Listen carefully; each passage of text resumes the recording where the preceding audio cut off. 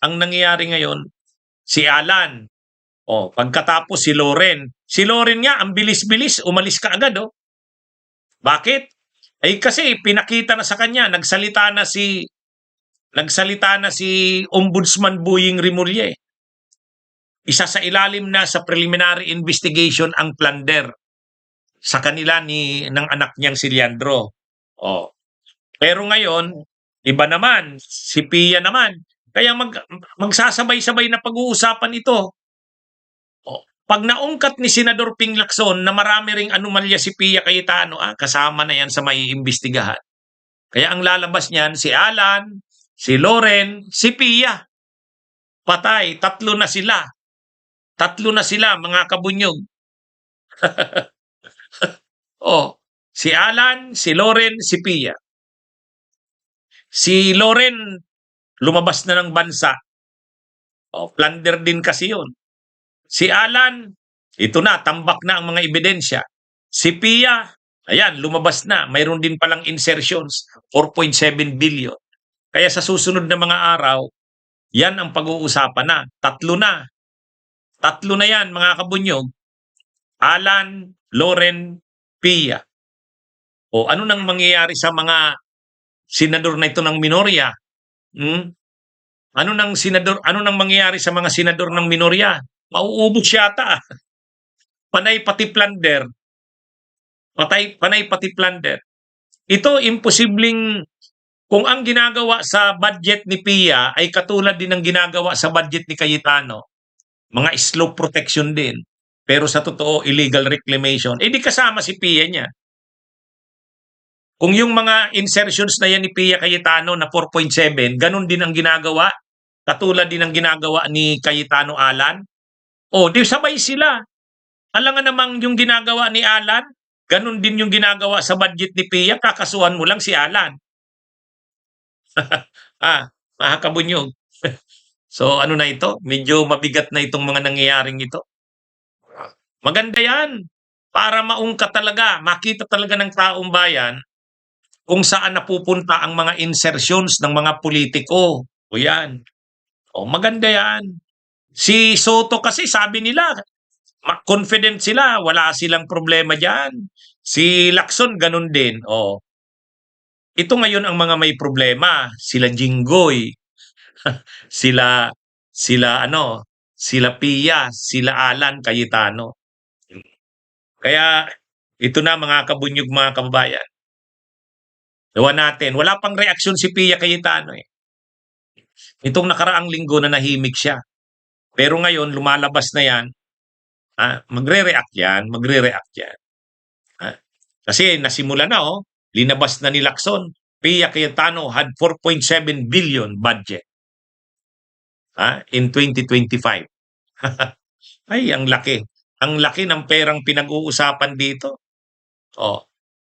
Ito, ano na yan? Yung pagmamalinis ni Cayetano, ni Alan, diyan napikon si Lacson. Kasi sabi ni Senador Ping Lacson, bakit daw tagig ang pinupukusan niya? Tinanong si Senador Ping Lacson ang sagot ni Senador Ping Lacson, medyo kasi napipikon ako dito kay Alan Cayetano Akala mo, nagmamalinis. Akala mo walang dumi. O sige, tingnan natin. Kaya pinaprioritize niya raw ang tagig. Kaya ito na, lumalabas na, mga kabunyog, mga kababayan.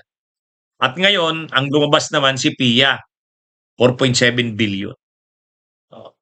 Kaya, ang tingin ni Jack the Dogification, next time, Pia will see a doctor in America. Pwede. Baka magme-medical na leave na rin si Pia sa susunod na mga araw. Pag sinama, Drol, remember, naka-live tayo.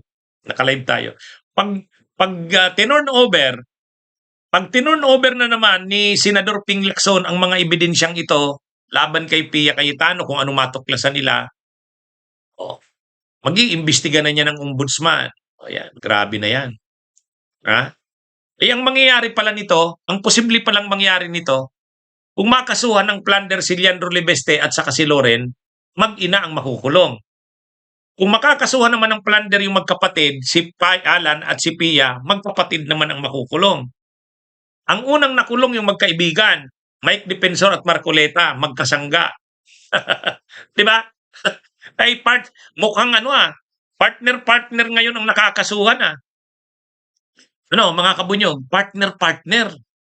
Oh, 'di ba dati Defensor Marcoleta, magkasangga 'yan Magkasangga 'yan sa pagpapasara ng ABS-CBN. Nung panahon ng COVID, magkasangga 'yan doon sa ivermectin.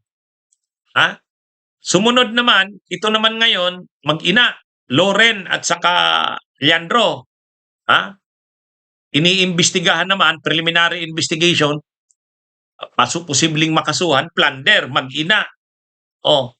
Tapos naman, pag nakita na ang ginagawa sa budget ni Cayetano Alan, iyon din ang ginagawa sa budget ni Pia, ay di magkapatid naman. Ano na ngayon, Parang double-double na ngayon, matindi. Matindi talaga, Grabe ang gagawin nito ng ombudsman. Double ang mga kinakasuhan. Alan Peter si Marcoleta at si Mike Defensor magkasangga, sabay na kinasuhan, sabay na nakulong. Ngayon naman yung mag-ina, Leandro at Loren. Tapos Alan at Pia. Ay grabe. Malamang pagkatapos niyan, Camille at Mark, ubos. Ang matitira na lang diyan si na lang, Aimee at saka si Padilla. O di ba? Di ba mga kabunyog? Ay mukhang mauubos ang mga senador ng minorya. Mauubos ang senador ng minorya.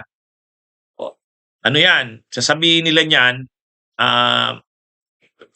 bend the law, di ba? Bend the law. Inuubos na daw ang mga senador ng minorya. Ay walang magagawa ano yan? Talaga namang dapat silang imbestigahan Kasi ang linaw naman ng mga ebidensya Hindi naman gawa-gawa yung mga ebidensya na yan. Nandyan talaga